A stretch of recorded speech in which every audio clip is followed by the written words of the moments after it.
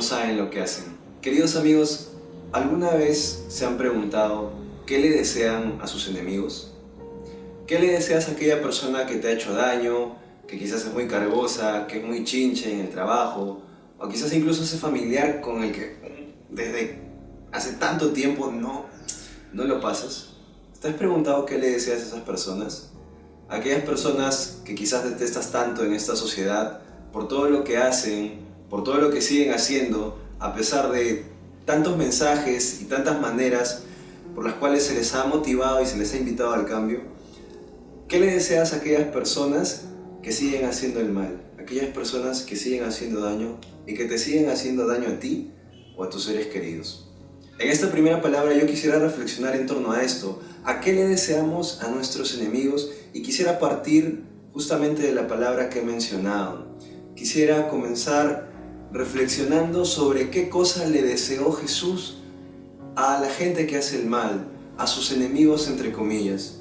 Hermanos, estamos recordando el momento de la crucifixión de Jesús y encontramos un Jesús que apenas lo crucifican, lo primero que dice es: Padre, perdónalos porque no saben lo que hacen.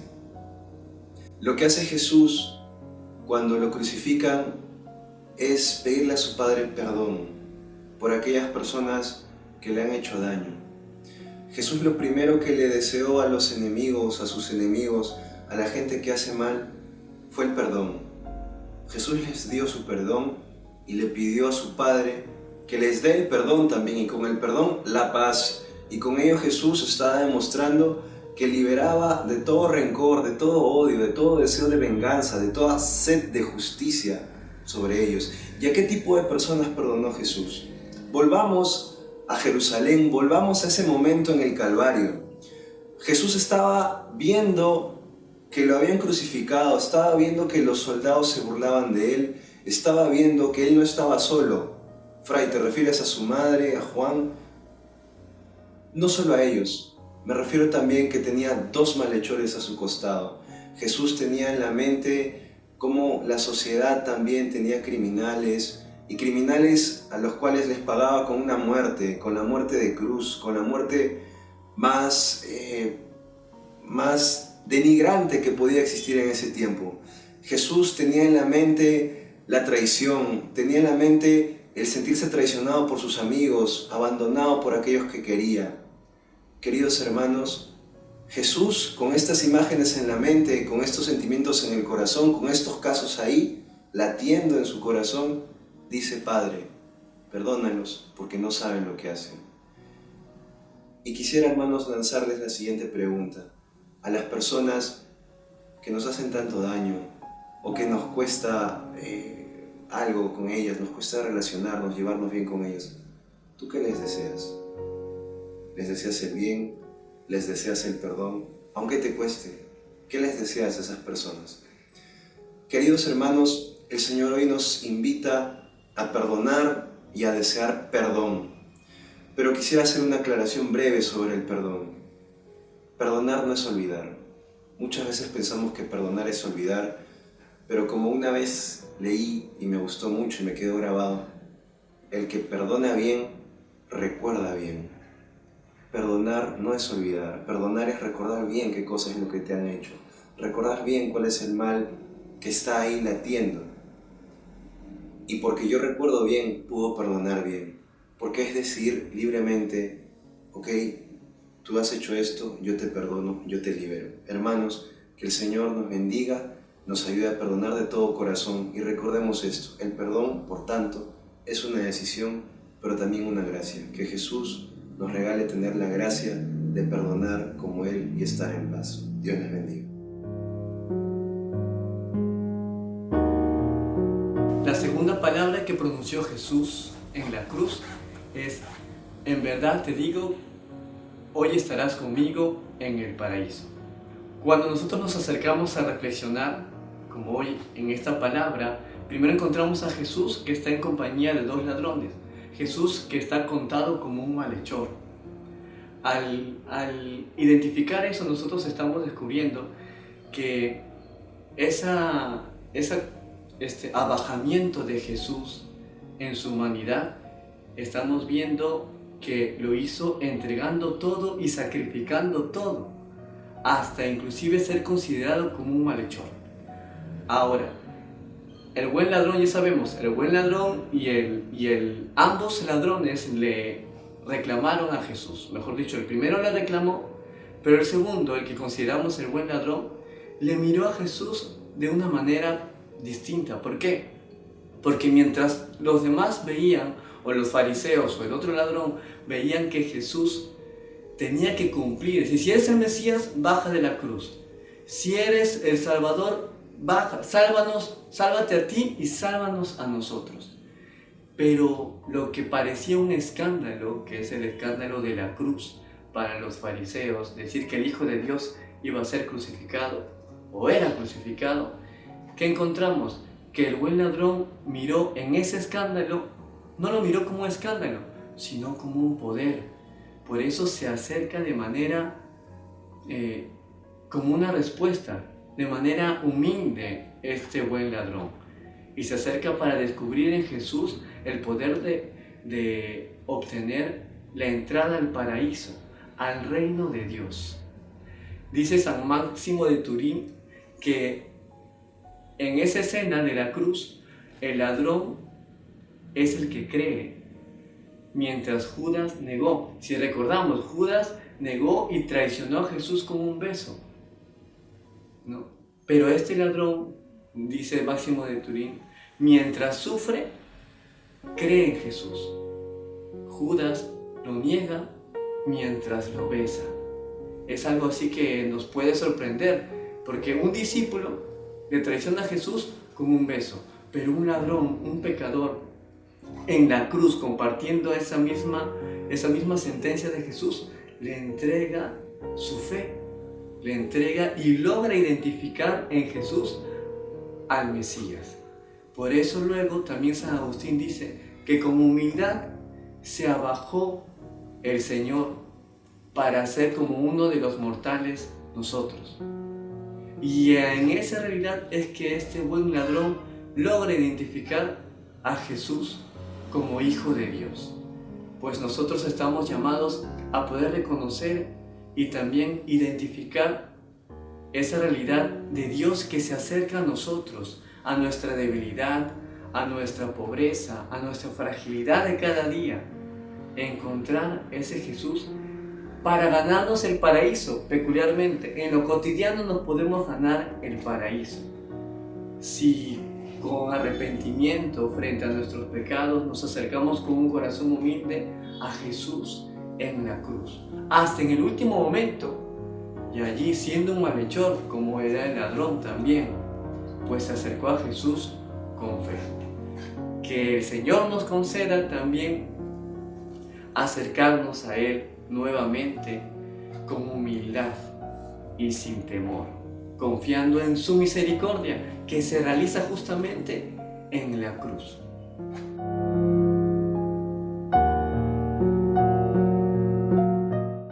Leo primero la tercera palabra de Jesús en la cruz. Es en el Evangelio de San Juan, en el capítulo 19, donde leemos: junto a la cruz de Jesús estaban su madre, la hermana de su madre, María, la mujer de Cleofás, y María Magdalena. Jesús, al ver a su madre y junto a ella al discípulo a quien tanto amaba, dijo a su madre: mujer, ahí tienes a tu hijo. Después dijo al discípulo: ahí tienes a tu madre. La reflexión primera que me viene es anterior a la lectura, porque cuando Jesús pronunció estas palabras en San Juan, habían pasado ya muchas cosas, porque lo primero que se nos viene a la mente es el sufrimiento tan grande en el cruce de miradas que tuvo que haber entre Jesús y María, tal vez ya en el camino hacia el Gólgota. Ciertamente en el Gólgota. María estaba junto a la cruz, Jesús pendiente de la cruz. Ese intercambio de miradas y de silencio, tuvo que ser una espada tremenda de dolor. María, sufriendo por la muerte del Hijo, por el sufrimiento del Hijo, y el Hijo sufriendo por el sufrimiento de su madre. Esas personas que se aman tanto como se amaban ellos, lo que desean cuando ven sufrir a otro es: ojalá me pasase a mí y esa persona que tanto quiero quedase libre.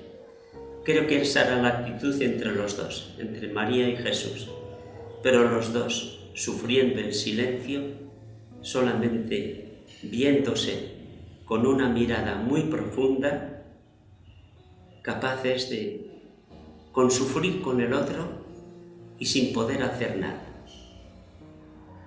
¿Y por qué María tuvo que sufrir eso? Porque hay todavía un sufrimiento mayor, que es el que nos dice Juan Pablo II en uno de sus documentos: la gran tentación de María. Sabemos que Jesús la tuvo en Getsemaní y en la misma cruz, donde Satanás le insinuaba como a la rebelión contra Dios, porque no era comprensivo que Dios, su Padre, le llevase a esa situación. María sufrió algo parecido. Es la tentación del todo es mentira. El diablo se la insinuaba: María, ¿qué te dijeron cuando la anunciación? Que iban a hacer de ti el Hijo de Dios. ¿Y qué sucede ahora? ¿Acaso ese que está ahí pendiente de la cruz puede ser el Hijo de Dios? El sufrimiento tuvo que ser enorme, inmenso. Esta es una de las cosas en que podemos reflexionar acerca de esta parábola. Pero hay también otro aspecto importante, y es el cambio de nombre de María. María, que al principio aparece en el Evangelio como en San Lucas, hablando de una mujer, nombre María para ser madre. Y aquí la llama mujer. Ya lo había hecho en otra ocasión, en las bodas de Caná. La llama sencillamente mujer. ¿Por qué? Cuando Dios cambia el hombre a una persona, como vemos en muchas ocasiones en el Antiguo y en el Nuevo Testamento, es porque cambia la misión. Y la misión de María estaba a punto de cambiar en ese momento. De ser María, la madre de Jesús, iba a comenzar a ser la mujer, la madre de todos. Un cambio doloroso, pero un cambio maravilloso para todos los que conformamos la Iglesia, porque esa mujer así, con esa misión total, es precisamente la que ha sido entregada a la Iglesia, que estaba ahí prefigurada en el evangelista Juan. En él está la Iglesia entera, y María en él se nos dio a todos nosotros como madre.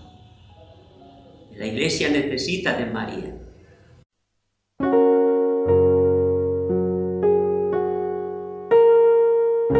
Dios mío, ¿por qué me has abandonado? ¿Ante quién lanza este lamento el Señor Jesús? ¿Será ante su Padre? Tal vez el Padre le abandonó en esas circunstancias tan complejas, tan difíciles. No, más bien en ese momento su Padre estaba más presente que nunca, acompañándole con su presencia y con su consuelo. Más bien, el lamento que lanza Jesús, el grito que lanza ante su Padre, es por la humanidad que le ha abandonado. ¿Dónde están en ese momento sus discípulos? ¿Dónde está Pedro? ¿Dónde está Santiago? ¿Dónde está Juan, con quienes compartió su vida? ¿Dónde está Pedro, que le prometió estar en toda circunstancia, en todo momento? Han desaparecido. No están sus amigos, no están sus discípulos, no está ninguno con Jesús. Él sufre el abandono, Él sufre la soledad. Él está solo juntamente con su Padre. También nosotros que nos consideramos amigos de Jesús, que nos consideramos discípulos de Jesús, hermanos de Jesús, ¿cuántas veces también lo abandonamos? ¿Cuántas veces los traicionamos? ¿Cuántas veces nos alejamos de Él a través del pecado? ¿Cuántas veces buscamos solamente a Dios cuando estamos en problemas? Y tenemos a Dios como si fuese el Dios bombero, que está solamente presente cuando lo necesitamos, pero cuando estamos bien, no estamos cerca de Él.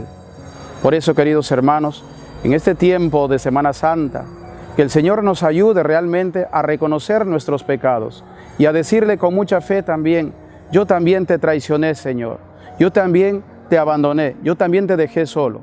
Perdóname, Señor, porque yo también te llevé a la cruz. Por eso, queridos hermanos, en este tiempo de Semana Santa, en primer lugar, que el Señor nos conceda una conversión muy especial de nuestro corazón, que nos convirtamos a Él, que ya no lo abandonemos, que nos acerquemos a Él a través de los sacramentos, especialmente a través del sacramento de la reconciliación, que es el sacramento de la misericordia. Que también esta Semana Santa sea una ocasión especial para orar por la humanidad, por tantos hombres y mujeres que sufren el abandono, la soledad, la violencia. Por eso, queridos hermanos, que este tiempo también nos sirva para reconocer en la voz de Jesús, en aquel grito: Dios mío, ¿por qué me has abandonado?, el grito de tantos hombres y mujeres que en estos tiempos también sufren la soledad, el abandono de sus seres queridos y de todos nosotros.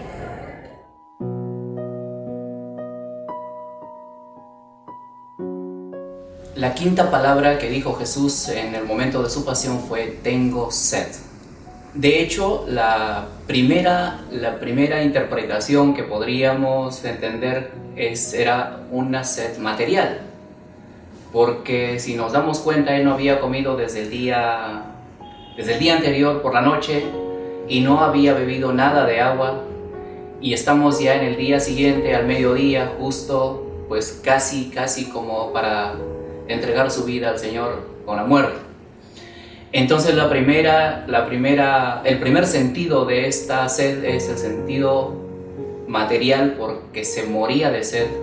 Además, después de todo este tiempo que no había comido, él había sido apresado, lo habían maltratado, le coronaron de espinas, además le flagelaron, entonces había perdido mucha sangre, además. Pero este no es el sentido más importante y el más intenso. La sed que él tiene es porque la redención que viene a instaurar en el mundo se haga realidad ya. Decía en algún momento en su vida pública: tengo ansias de que el fuego que he traído que esté ardiendo y me consume por dentro, ¿no? Entonces ese fuego era la salvación, el amor de Dios que quería que se haga realidad en todos los hombres. Y también la sed más intensa todavía al verse frustrada, porque él sabía de antemano que muchos de los hombres no iban a hacer caso a esta entrega generosa por la salvación de los hombres. También nos pide que esta sed pues la hagamos presente en nosotros y la tengamos en nuestro corazón para poder lanzarnos con los mismos sentimientos de Jesús a anunciar al mundo aquella salvación que nosotros la hemos acogido en nuestro corazón. Hay mucha gente que vive de espaldas a este mensaje, que no lo conoce, entonces también Él quiere que nos consuma también esta sed en nuestro corazón para que mucha gente, la más que se pueda, reciban este mensaje de la salvación. Dios nos ama, Dios se consume de sed por que esta salvación que nos ha traído se haga realidad y concreta en cada una de las personas. Cuando Él se hace realidad en nuestras vidas, entonces nos lanza al encuentro con aquellas personas que tienen sed y hambre, no solamente material, también, y tenemos que ocuparnos de eso, sino especialmente de la sed espiritual. Hambre y sed de Dios, hambre y sed de sentido de la vida, y eso lo encontramos a cada paso en nuestro camino. Cuando dijo el Señor: tengo sed, después de todo su sufrimiento, después de todo el proceso que había pasado de enjuiciamiento y de maltrato que le dieron los judíos, también está a punto de entregar su vida, pero sabe que para eso había venido. Tengo sed que mi salvación se haga realidad, se haga presente, se haga concreta en cada uno de los hombres. Que la salvación llegue a sus vidas y entonces el sentido de su muerte y de su resurrección pues queda satisfecho, ¿no? Después dirá en la siguiente palabra: todo está cumplido, entonces ya no tengo nada más que hacer en este mundo. He realizado mi obra y para esto he venido, y quería que esto se haga realidad en cada uno de los hombres. Me encanta esta palabra porque también me hace descubrir la sed profunda que hay en mi corazón, que no la puedo saciar con las cosas temporales. El Señor dijo: tengo sed, y yo también tengo que gritar: tengo sed, para que al encuentro con Jesús pueda saciarme y pueda estar plenamente satisfecho, y entonces sí, poder lanzarme con gozo y alegría a anunciar a la gente: Él es el que sacia tu sed, Él es el que sacia tu hambre, pero el hambre profunda y la sed profunda de vida eterna.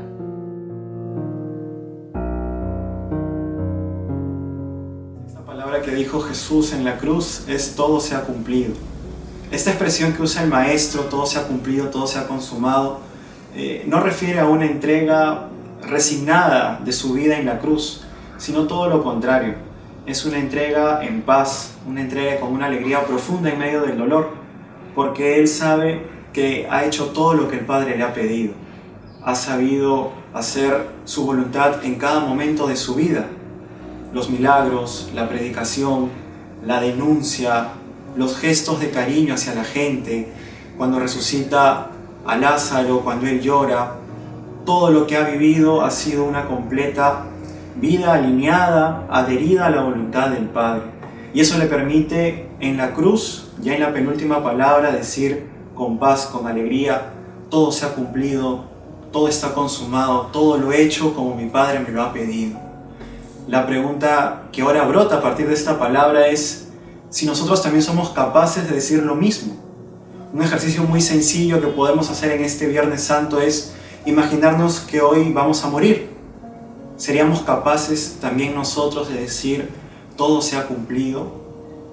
¿Hemos hecho todo lo que nuestro Padre del Cielo quiere?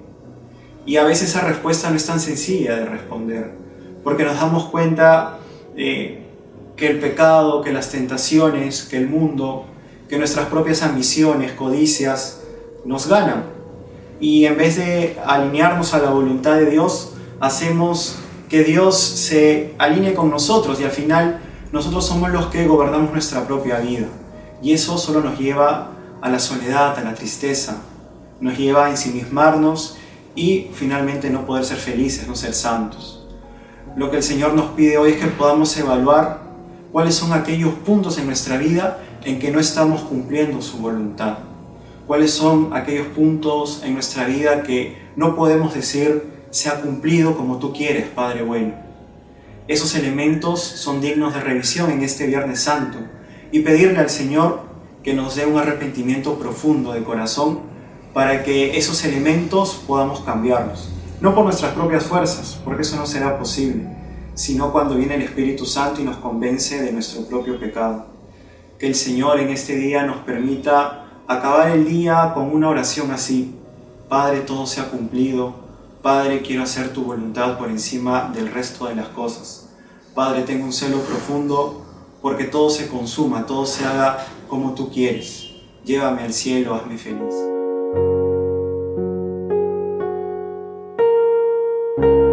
Hacia el mediodía, las tinieblas cubrieron toda la región hasta las 3 de la tarde. El sol se oscureció y el velo del templo se rasgó por la mitad. Entonces Jesús lanzó un grito y dijo: Padre, en tus manos encomiendo mi espíritu. Y dicho esto, expiró. Soy Fray Jorge Majail, vicario parroquial de Nuestra Señora del Consuelo, y vamos a meditar esta séptima palabra. Es el aparente triunfo del mal, la aparente derrota de Jesucristo y el aparente fracaso de Dios. Parece que toda la misericordia proclamada por Jesucristo no ha servido de nada. Parece que toda la ternura del Padre no ha dado fruto. Parece que Jesús está solo, perdido, abandonado. Parece que ha llegado a su fin. El inocente en la cruz está entregando su vida. El inocente en la cruz está solo, abandonado. En la cruz no están las multitudes que lo seguían. No estaban los que comieron el pan, los peces. No estaban los sanados. No estaban los que experimentaron tanta misericordia del Maestro. No estuvieron junto a él los 12. Tampoco estuvieron en ese momento los que escucharon sus palabras de amor. Está en la cruz, solo, entregando su vida, aparentemente derrotado. En ese momento en que parece que el mal triunfa, en que la tiniebla, como dice la palabra, envuelve la tierra, en que los corazones están cerrados al amor de Dios, hay algo que nos hace pensar que la escena no es lo último, que eso no puede ser lo definitivo. Jesús está hablando con su Padre, con ese Padre que ha prometido mantener su alianza por 1000 generaciones, con ese Padre que ha hecho una alianza con el pueblo de Israel que nunca romperá. Él lo ha dicho, Él lo había proclamado. Todo el Antiguo Testamento nos habla de ese Padre a quien se dirige Jesús. Ese Padre que está allí desde el cielo contemplando cómo su Hijo pone el sello final a esa alianza que Él proclamó, que Él selló, que Él marcó junto a su pueblo en todo el Antiguo Testamento. Fíjense, hermanos, cómo el Padre aparece en esta palabra como el que recibe la ofrenda de Jesús. Y si el Padre está recibiendo la ofrenda de Jesús en la cruz, esta ofrenda da fruto y va a dar un fruto abundante.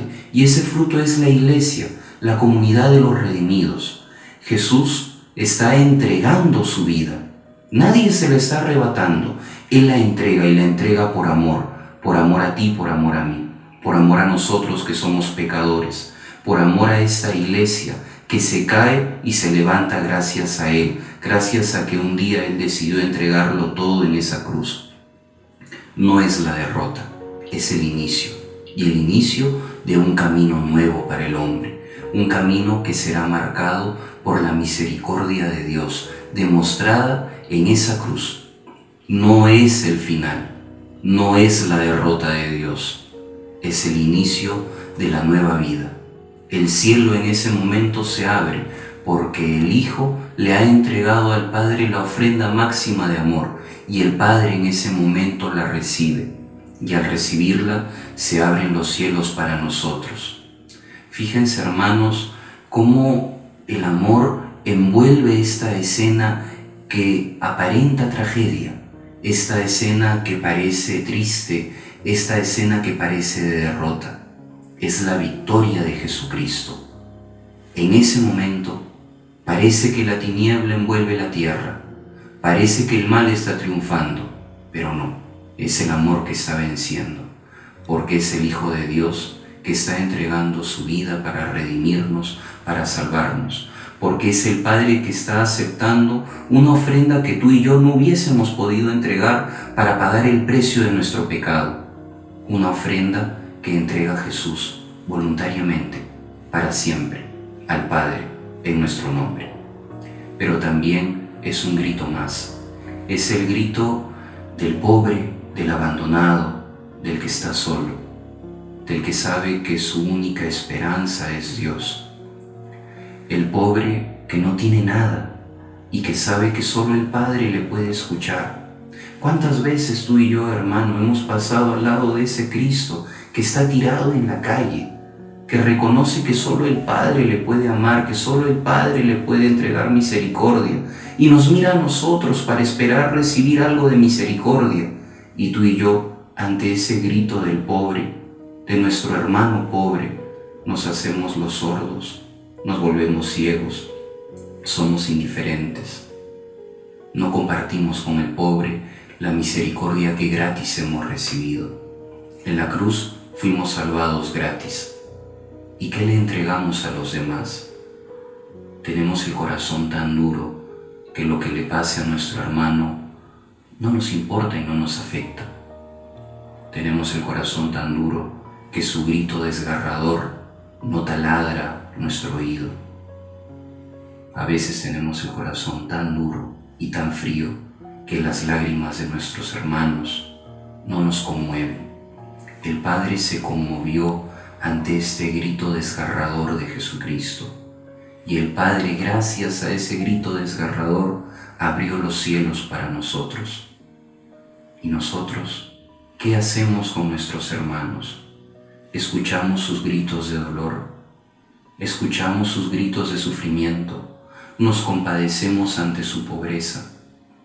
Hermano, en esta palabra Jesús nos está mostrando la medida sin medida de su amor. Un amor que supera el dolor, un amor que es tan fuerte y tan potente que vence a la muerte, que vence a la oscuridad, que vence al pecado. Te vuelvo a repetir, esta palabra de Jesús, esta escena aparentemente trágica, marca el inicio de la nueva vida. Es la verdadera victoria, porque allí el Padre, en esa cruz, está recibiendo la ofrenda de Jesucristo. Está recibiendo su entrega total, la consumación total. Expira, sí, muere, sí, pero muere para poder resucitar junto con nosotros, para que esa resurrección sea para nosotros el camino de la vida nueva. Gracias a esa muerte, gracias a esa ofrenda, tú y yo hoy día podemos celebrar la Pascua. Gracias a esa ofrenda, tú y yo tenemos garantizada la promesa de la vida eterna. Gracias a esa ofrenda, gracias a esa entrega total del Maestro, tú y yo podemos decir, el Padre me ama, el cielo está abierto para mí. La muerte, el pecado, no es la última palabra pronunciada sobre mi vida. La última palabra la ha pronunciado Dios, y esa palabra es misericordia. Que tú y yo, querido hermano, podamos contemplar al Maestro colgado del madero, expirando, y podamos experimentar en nuestro corazón ese amor sin medida que se muestra allí. Que esa ternura que está demostrando el Padre mirando y recibiendo la ofrenda del Hijo nos conmueva, y que tú y yo, conmoviéndonos por el amor de Dios, podamos tener entrañas de misericordia y acercarnos a nuestro hermano que sufre y decirle, hermano, el Padre me ama, yo te amo, somos iglesia. Que lo ayudemos a levantarse y juntos caminemos hacia el cielo. Que María, la Madre Buena, nos ayude. Así sea.